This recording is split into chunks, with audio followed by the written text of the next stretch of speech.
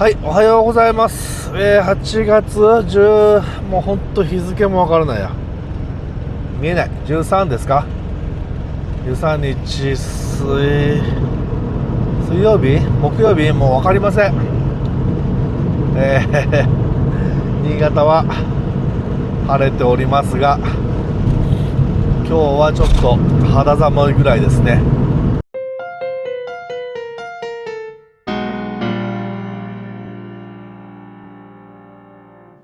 はい、ということで、今日はがっつり、今日もがっつり寝坊しました。1時間以上寝坊しました。まあ仕事にはいつも出る時間には出れてるんで大丈夫なんですけど、さすがに疲れ溜まってんな。残り5日大丈夫かな。しんどい。まあ頑張ります。ということで、今日も今日とて全く何も考えてないんですが、まあまたちょっとすいません、今ハマっているバイブコーディングについてちょっと話そうかなと思うんですけど、いやちょっとね、できるかなと思った面白いアイディアっていうのがあったんですけど、それが、できないことが分かって、ちょっと悔しいなと思ってるんですけど、何かっていうと、まあ前にね、GoPro の多分公式の、ウェブアプリですね、 GP ログ2用の、まあ露出補正がメインなんですけど、メインというか露出補正しかできないかな。露出補正のラット、ごめんなさい、頭回ってない、ラット、オリジナルラットをね、任意のラットを作れるサイトっていうのをちょっと紹介しましたけど、それからちょっとね着想を得て、ラットを作るウェブアプリを、ジェミニを使ってちょっと最近作って遊んでます。で、まあそれでね、コントラストとか露出、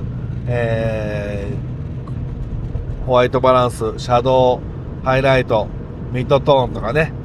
その辺をこうスライダーでねいじれるようなアプリをちょっと作ってるんですけど、そこで思ったのが、あれ、そういえばと思って、もう一般にこう配布されているラットを読み込ませたら、そのスライダーを自動的にこう、例えばコントラストは3上げてとか、露出を 0.5 上げてとか、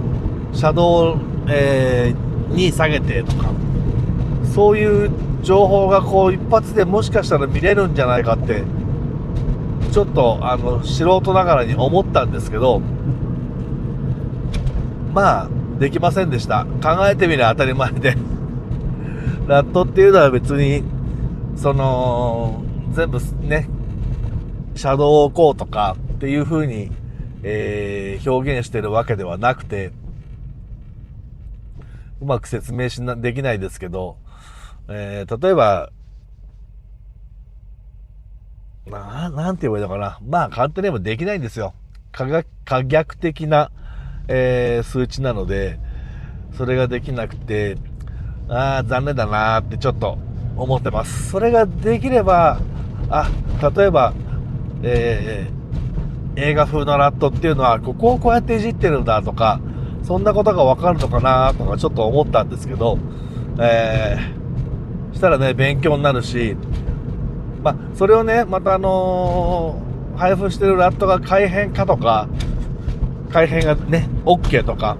再配布がどうのこうのとかっていうその利用規約的な問題はあるんですけど、まあ個人でね使う分にはいいかなと思ったんですけど、それができませんでした。残念ってことで、ちょっと違う遊び方をしようかなと思って今いろいろまた遊んでます。いやー、バイブコーディング本当面白い。思いついたことをね、もう本当に難しいこと考えずにこうしてああしてとかって言うと、AI が自動的にそれをいろいろね、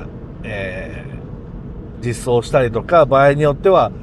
できませんけど、こうならできますよとかっていうのも言ってくれるんで、なかなか面白いし、もうね、意外にどんどん、アイディアが浮かんでくるんで、本当にね、時間が解けます。むちゃくちゃ面白い。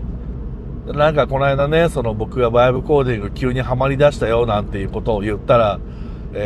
他のね、バックスペースのメンバーも、なんか、急にというか何人かやり出して、仕事で使えるアプリとか作り始めたとか言ってるんで、なんかほんとみんなどんどんやるべきだなとかと思ってますけどね。いや、今日は本当に頭が回ってないな。寝起き20分です。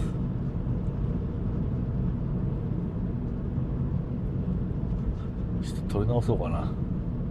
な。ただ本当にテキスト一発でもう1文でアプリ作ってくれるんで、本当にこれは面白いですね。なので、しかもね、なかなかこうやりたいことが見つからないから AI でアプリ作るなんてことは今までやってこなかったなんて言いましたけど、実際触り始めるとね、なんかどんどんアイデア浮かんできて、時間解けます、マジで。本当に面白い。皆さんもぜひやった方がいいですね。チャット GPT でも、ジェミニでも、他の、AI でもできるんで、ぜひぜひ自分がこんな機能あったらいいなっていうのを思ったらやってみたらいいかなと思いますね。ということで、お盆ど真ん中入りましたけど、今日もお仕事頑張ってきます。それじゃあまた明日、頭が回ってなくてごめんなさい。またね。